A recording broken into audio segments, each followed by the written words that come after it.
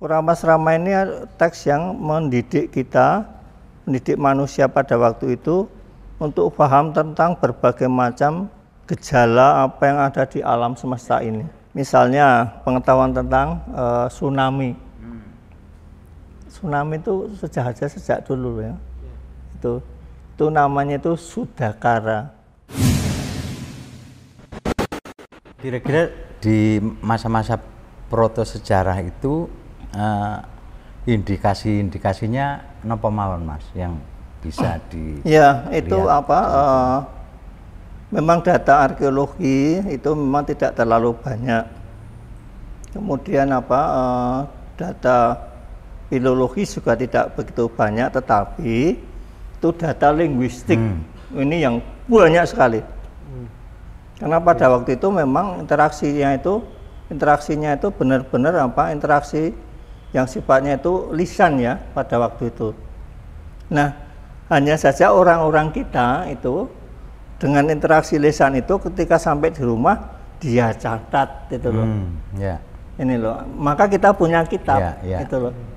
Artinya apa yang peroleh tentang pengetahuan apapun itu mereka catat. Jadi notifikasi itu benar-benar berjalan dari apa yang dipelajari. Iya, jadi kemampuan kita untuk menotifikasi itu sudah sejak dulu gitu loh.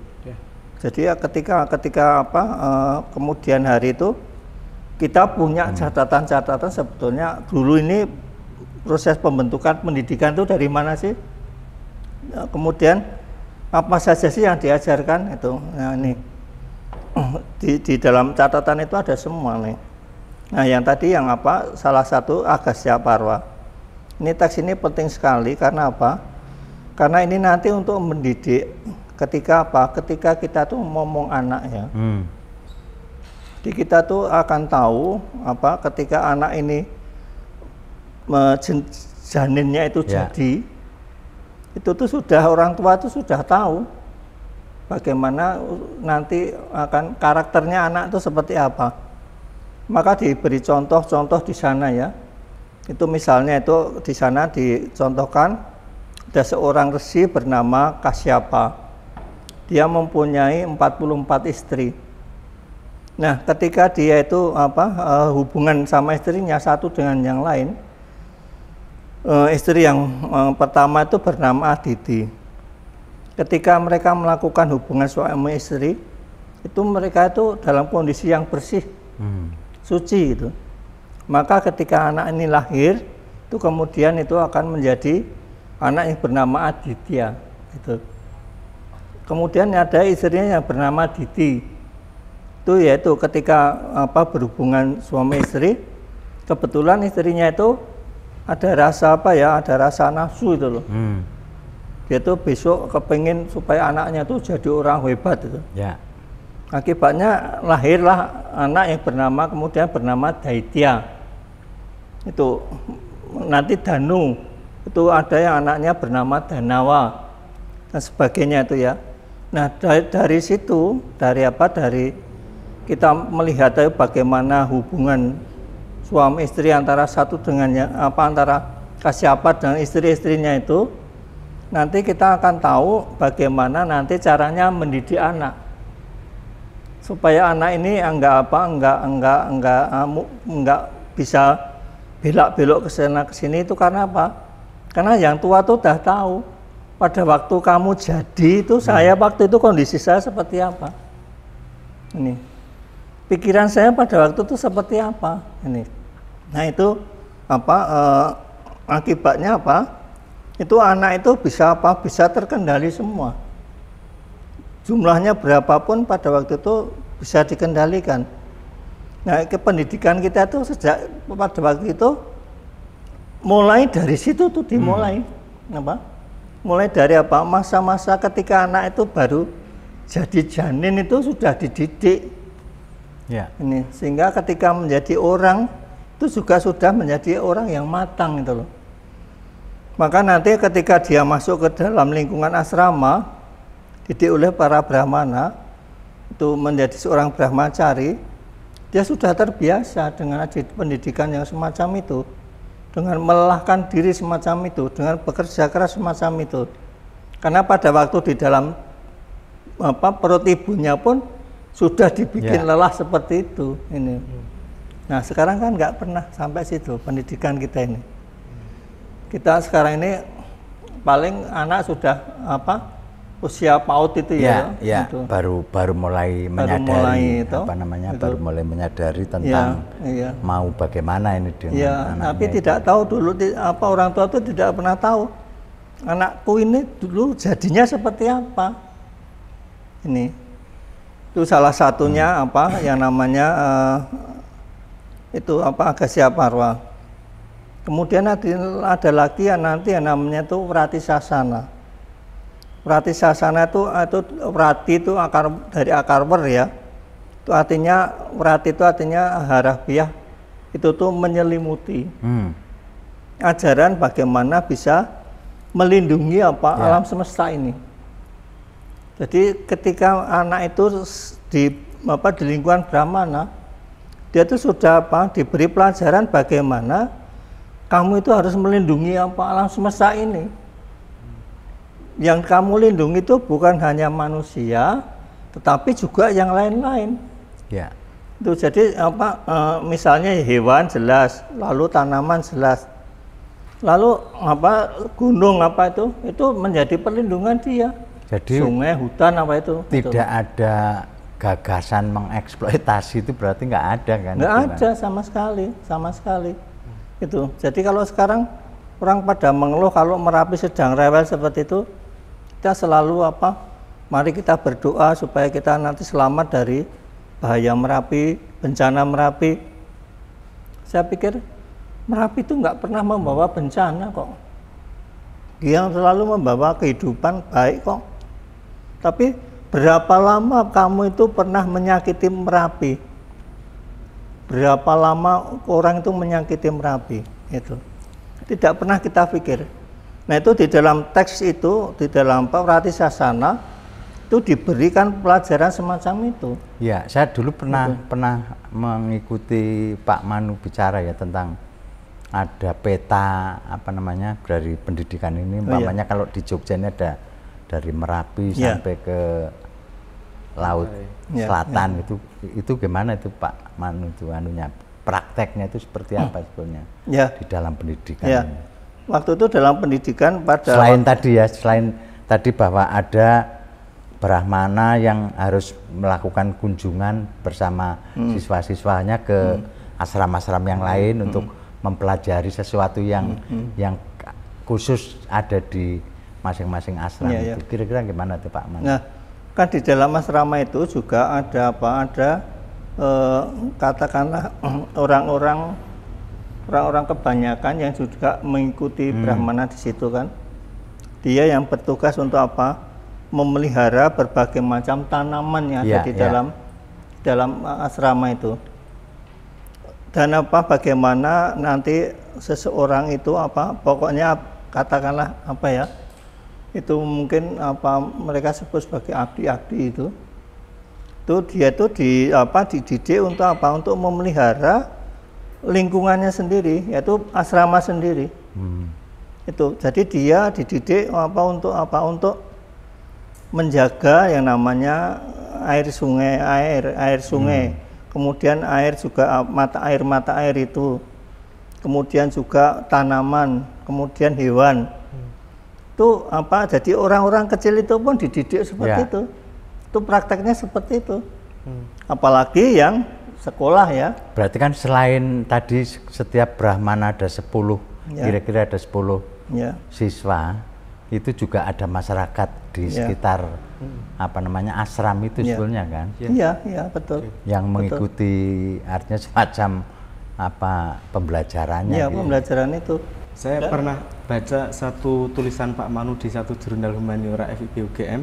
Setidaknya Pak Manu waktu itu bilang bahwa pengetahuan di Jawa masa lampau itu tidak hanya dijaga oleh Brahman, tapi juga diaktualisasikan dalam seni budaya, dalam aspek moralitas, tapi juga dalam peranata sosial di masyarakat yang berlaku. Betul. Nah, jadi kalau dalam perspektif pengetahuan modern, kita baru-baru aja nih mengalami yang namanya ilmu pengetahuan transdisipliner. Padahal ternyata kita sudah Sudah sejak dulu. Melampaui sejak Ya, masa proto sejarah tadi. Iya, makanya sejak dulu kita sudah dididik seperti itu. Artinya kan yang namanya masyarakat kan juga menjadi subjek-subjek pengetahuan juga sebenarnya sudah terjadi gitu. Iya. Dengan lingkungan yang ada, saya kira anunya di situ. Iya, itu luar biasanya di situ ya pendidikan kita pada masa itu. Karena apa? Karena yang namanya sasana itu dari akar kata sas yang artinya itu mengajar. Yang namanya sasana itu mesti apa? Itu adalah pelajaran yang sifatnya itu sakral. Tidak ada pengetahuan yang sifatnya itu profan, itu enggak ada pada waktu itu. Jadi apa? Maka semuanya itu terjaga dengan baik. Karena semua itu dianggap sesuatu yang sakral, itu loh. Entah itu nanti apa, memuliakan sungai, kemudian apa, memelihara binatang, hutan apa itu tuh apa, dia tuh benar-benar sakral.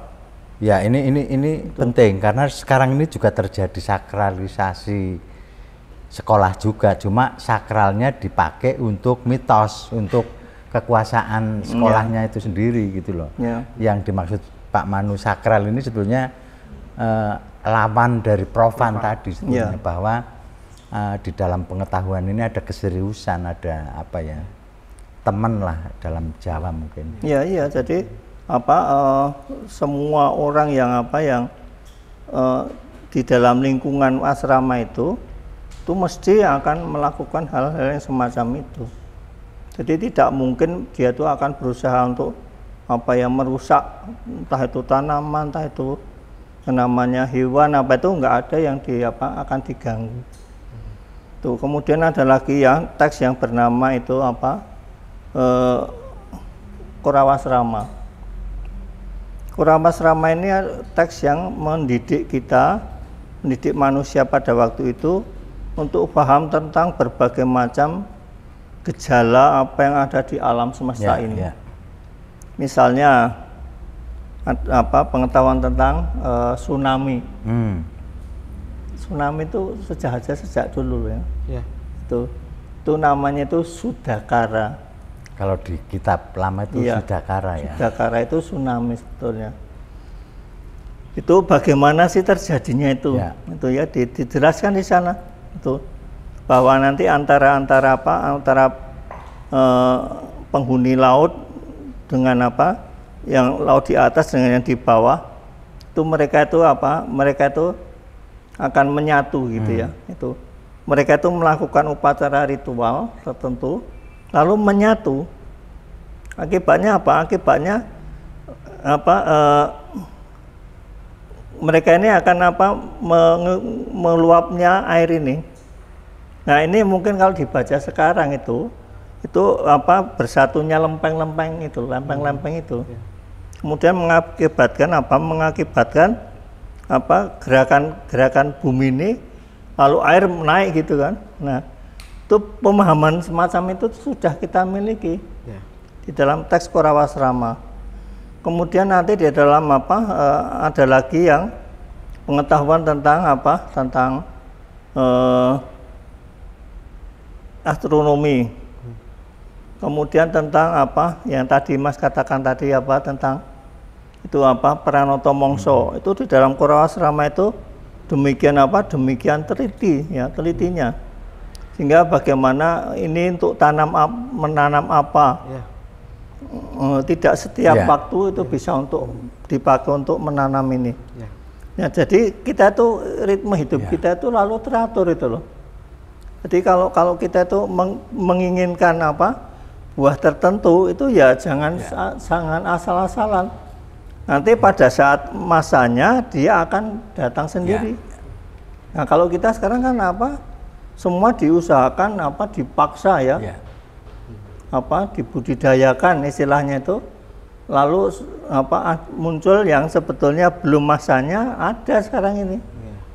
Akibatnya ya kita lalu apa ya kita tidak mengenal alam kita lagi sudah. Itu. Pak Manu, nanti kita akan membahas secara khusus yang berkaitan dengan Pranoto Mongso tadi ya. Tapi sebelum kita akhiri segmen ini, saya pengen tahu kira-kira bagaimana ya anunya regenerasinya para Brahmana maupun yang lain-lain ya dalam kaitannya sebagai fungsi-fungsi pendidikan yang ada itu kira-kira kata sepundi Pak? Ya, dulu ya pada waktu ketika menjelang abad ke-17 itu ya, itu kemudian kan para Brahmana ini kemudian lalu sudah banyak kedatangan orang-orang Muslim. Ya. Nah kemudian fungsi Brahmana ini digantikan oleh para santri-santri itu. Tapi hanya sayangnya itu di pesantren itu yang diwarisi hanya satu pengetahuan, yaitu religi. Akibatnya apa? Pengetahuan yang lain ini tidak diperdalam gitu. Hanya ada beberapa yang kemudian diambil alih oleh lingkungan keraton, misalnya seni tari diambil keraton, seni banyak kan diambil keraton, termasuk batik gitu ya, diambil oleh keraton itu. Nah, tetapi kemudian yang teknologi lain itu lalu diambil oleh rakyat kecil itu, yang tadinya mereka mempunyai kemampuan untuk membuat alat-alat dari metalurgi misalnya, ada para pandai besi lah. Kemudian ada lagi yang tadinya mempunyai kemampuan untuk membuat alat-alat dari batu, lalu ada undagi kemudian jlogro ya. Nah itu kemudian itu kan hidup, dia lepas dari pesantren, lepas dari keraton itu, tapi lalu mereka hidup sendiri-sendiri.